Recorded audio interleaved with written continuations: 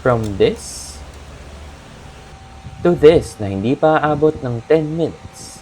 Para sa mga fur parents na gustong mapadali ang trabaho. This brush and dryer combined into one can be your next best friend. So meron tayong 2 dogs. Both of them are Shih Tzus and isa makapal yung buhok, isa naman ay manipis. So ang manipis na buhok ay si Pokwa and it took around 4 minutes. Yeah, 4 minutes for me to dry her up.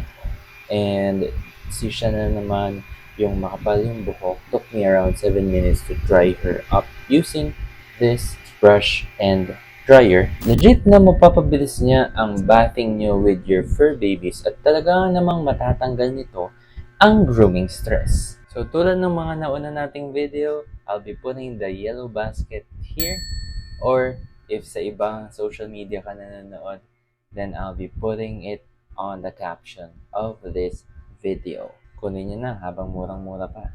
Let's go!